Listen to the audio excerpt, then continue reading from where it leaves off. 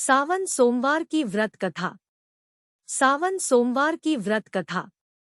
अगर आपकी कोई मन्नत पूरी न हो रही हो या फिर तमाम प्रयासों के बावजूद आपको करियर में सफलता न मिल रही हो या व्यक्तिगत जीवन में परेशानी चल रही हो, मसलन कोई भी दिक्कत हो, तो परेशान होने के बजाय अब की सावन सोमवार का व्रत करके यहाँ बताई गई व्रत कथा का पाठ करें।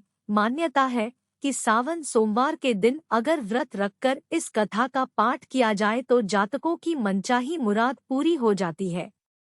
सावन सोमवार व्रत की पावन कथा। सावन सोमवार व्रत की पावन कथा।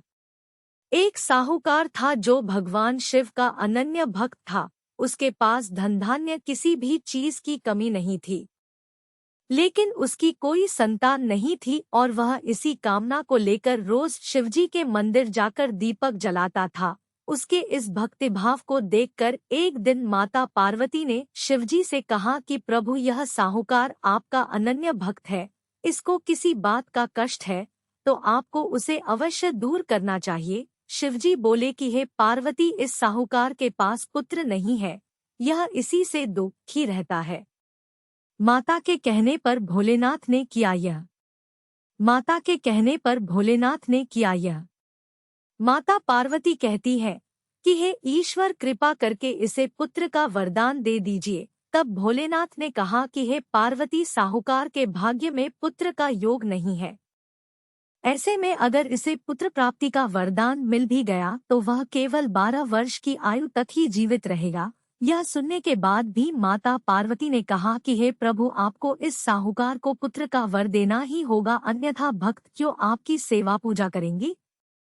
माता के बार बार कहने से भोलेनाथ ने साहूकार को पुत्र का वरदान दिया, लेकिन यह भी कहा कि वह केवल 12 वर्ष तक ही जीवित रहेगा। पुत्र की केवल 12 वर्ष की ही आयु सीमा। पुत्र की केवल 12 वर्ष की ही आयु सीमा। साहूकार यह सारी बातें सुन रहा था, इसलिए उसे न तो खुशी हुई और न ही दुख। वह पहले की ही तरह भोलेनाथ की पूजा अर्चना करता रहा।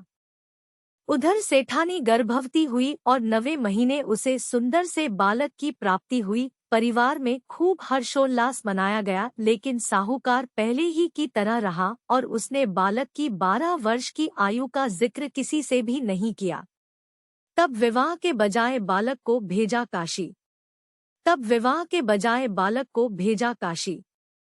जब बालक 11 वर्ष की आयु हो गई तो एक दिन साहूकार की सेठानी ने बालक के विवाह के लिए कहा, तो साहूकार ने कहा कि वह अभी बालक को पढ़ने के लिए काशी जी भेजेगा। इसके बाद उसने बालक के मामा जी को बुलाया और कहा कि इसे काशी पढ़ने के लिए ले जाओ और रास्ते में जिस भी स्थान पर रुकना वहां यज्ञ करते और ब्राह्मणों को भोजन कराते हुए आगे बढ़ना। उन्होंने भी इसी तरह करते हुए जा रहे थे कि रास्ते में एक राजकुमारी का विवाह था। जिससे उसका विवाह होना था वह एक आंख से काना था। तो उसके पिता ने जब अति सुंदर साहूकार के बेटे को देखा तो उनके मन में आया कि क्यों न इसे ही घोड़ी पर बिठाकर शादी के सारे कार्य संपन्न करा लिए जाएं। तो उन्होंने मामा से बात की और कहा कि इसके बदले में वह अथाह धन देंगे, तो वह भी राजी हो गए। साहूकार के बेटे का विवाह। साहूकार के बेटे का विवाह। इसके बाद साहूकार का बेटा विवाह की बेदी पर बैठा और जब विवाह कार्य संपन्न हो गए तो जाने से पहले उसने राजकुमारी की चुंदरी के पल्ले पर लिखा कि तेरा विवाह तो मेरे साथ हुआ, लेकिन जिस राजकुमार के साथ भेजेंगे वह तो एक आंख का काना है। इसके बाद वह अपने मामा के साथ काशी के लिए चला गया। उधर जब राजकुमार ने अपनी चुनरी पर यह लिखा हुआ पाया तो उसने राजकुमार के साथ जाने से मना कर दिया। तो राजा ने भी अपनी पुत्री को बारात के साथ विदा नहीं किया। बारात वापस लौट गई। उधर मामा और भांजे काशीजी पहुंच गए थे। जब निकल गए भांजे के प्राण। जब निकल गए भांजे के प्राण। एक दिन जब मामा ने यज्ञ रचा रखा था और भांजा बहुत देर तक बाहर नहीं आया तो मामा ने अंदर जाकर देखा तो भांजे के प्राण निकल चुके थे। वह बहुत परेशान हुए, लेकिन सोचा कि अभी रोना पीटना मचाया तो ब्राह्मण चले जाएंगे और यज्ञ का कार्य अधूरा रह जाएगा। जब यज्ञ संपन्न हुआ तो मामा ने रोना पीटना शुरू किया। उसी समय शिव पार्वती उधर से जा रहे थे तो माता पार्वती ने शिवजी से पूछा, है प्रभु ये कौन रो रहा है?